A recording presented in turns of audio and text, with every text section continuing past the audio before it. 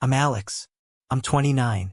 And if you told me 5 years ago that I'd be sitting in a courtroom, being sued by my own parents for $500,000, I would have laughed in your face. Not out of disbelief, but because the idea would have sounded so far removed from the family I thought I knew. We were close. Not picture perfect, sure, but we had traditions. Sunday dinners. Dad teaching me how to use his old tools before I moved out. Mom sending birthday cards with corny jokes that made me groan but secretly made me smile. Normal stuff. Solid stuff. But somewhere between my sister Leia's boundless dreams and my parents' warped concept of loyalty, the foundation cracked. And when it didn't just fall apart. It exploded.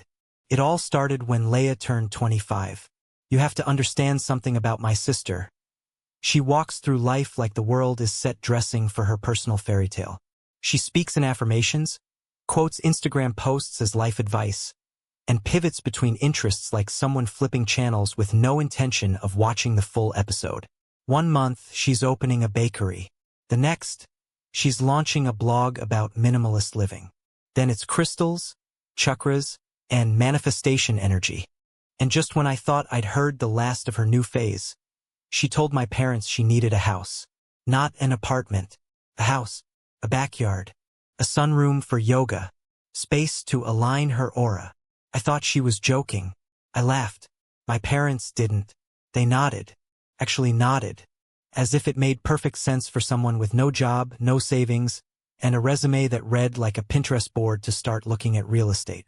I assumed they'd help with rent or maybe co-sign a small lease. But then came the dinner invite. Mom called me one night, cheerful and casual. Come by Saturday. We've got something important to share. That phrase, something important, sent a jolt through me, but I still showed up like an idiot. I even brought a bottle of wine, expecting some bland family update or maybe a weird intervention for Leia's latest hobby. Instead, I walked into what looked like a celebration. The dining table was set like Thanksgiving. Roast chicken, mashed potatoes, candles, wine glasses already filled. Leia looked like she'd swallowed the sun. Radiant, smug, glowing. Dad patted the seat beside him. We have exciting news. Mom handed me a thick envelope. We bought Leia a house. My mouth went dry. You what? Leia clapped like a child on Christmas morning. It's perfect. 3 bedrooms, a garden, and only 10 minutes from that yoga studio I love. I blinked. I scanned the room.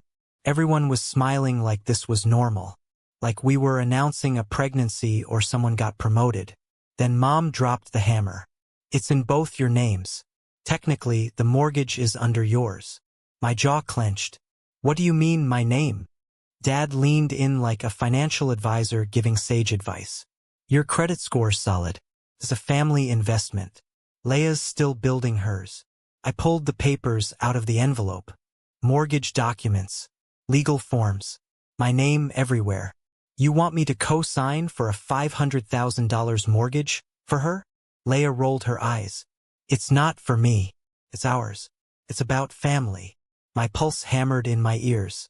Was this a prank? A twisted social experiment? Why would I agree to this? I asked. Mom's smile wavered. Because family means sacrifice, Alex. You're in a position to help. It's just paperwork. That word triggered something deep inside me.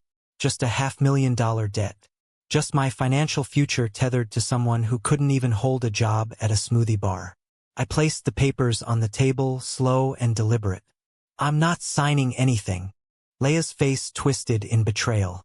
Wow, so much for being the responsible one. Dad's tone shifted. The warmth evaporated. You wouldn't be where you are without us. We raised you. All we're asking for is a little help. I stood up. You didn't raise me to be stupid. I walked out before dessert. For weeks after, I avoided their calls. I figured they'd get over it, maybe realize how absurd their ask was. Maybe sell the house. I underestimated them. Badly. Because then came the letter with a law firm's name at the top. My parents were suing me. The claim that I had agreed, promised, to take responsibility for the mortgage. And when I didn't follow through, I caused financial damages in the amount of $500,000. The kicker? The house was already purchased. The loan was already in my name. They used a forged power of attorney document I'd signed back in college for a completely unrelated matter. Somehow they'd taken that, used it to impersonate me, and closed the deal. I felt like I was drowning. I hired a lawyer immediately. He was blunt, no nonsense, the type who didn't bother with pleasantries. After scanning the paperwork, he said, "They committed fraud. We're not just defending here, we may go on the offense." The legal process was brutal. My credit was tanked. I couldn't apply for a loan for my own apartment. Every family gathering became a trap. At Easter, my mom whispered, "You could end this. Just do the right thing." I laughed in her face. That courtroom day came like a funeral. I wore my best suit, walked in with my lawyer, and saw my parents sitting across from me, looking like victims. Leah behind them, scrolling her phone like she was bored. The judge was no nonsense. Silver hair, steely eyes. He flipped through the papers silently for a long time.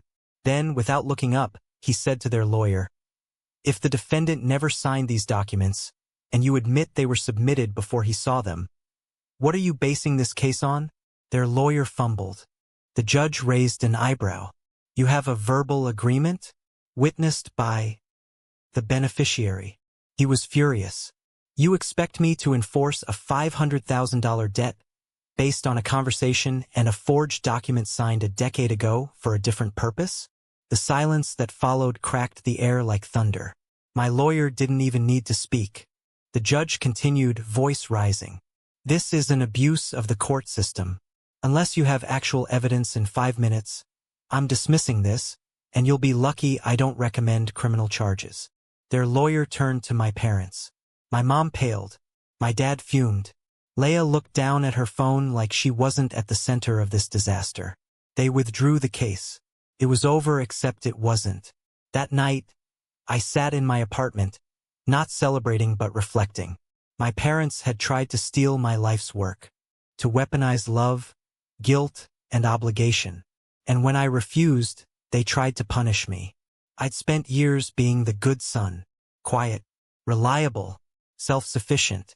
They used that against me. So I sent one final email to my lawyer. "Let's press charges." The next days blurred. We filed police reports. I submitted everything: documents, signatures, emails, call logs. The detective assigned to the case, Moretti, was efficient, calm. "This isn't going away quietly," he told me. "And based on what we have, we're likely looking at felony charges." I felt nothing, just a cold, focused clarity. Then came the phone call, the smoking gun. A recorded call between my father and the loan officer. My dad, pretending to be me, answering security questions, giving consent, confirming his identity as Alex Bradford. Hearing it made my skin crawl. He committed identity theft with the confidence of a man who thought he'd never be caught. When we handed it over to the state's attorney office, they didn't hesitate. Arrest warrants were issued. My father was charged with financial fraud and identity theft. My mother as an accomplice. They were processed and released, but the charges stuck. That's when the fallout began. Family called. Some angry, some confused. A cousin screamed over the phone, "You're sending your parents to jail?" I said one sentence. "They did this to themselves." Then Leah called. "I didn't know they forged it," she whispered. "I thought you agreed. They said you were fine with it." I asked her, "Why didn't you ask me?" She had no answer, just silence. "Are you really pressing charges?" she asked. I said, "I'm not playing their game anymore," and hung up. The real twist came with the mortgage company. After internal review, they removed me from the mortgage entirely due to confirmed fraud. The house defaulted. Foreclosure began. Leah moved out, posting vague quotes online about cleansing energy and walking away from negative forces. I didn't reply. My parents pled out. No jail time, but heavy probation, restitution, and the end of their reputations. My dad lost his seat on the board of a local nonprofit. My mom stopped going to church. The whispers around town were deafening. Me? I bought a small house. Modest. Clean. Paid for with my own money.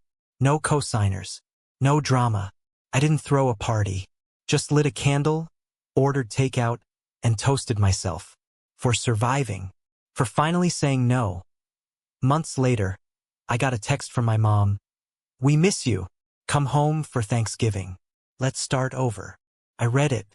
Then I turned off my phone. And finally, I moved on.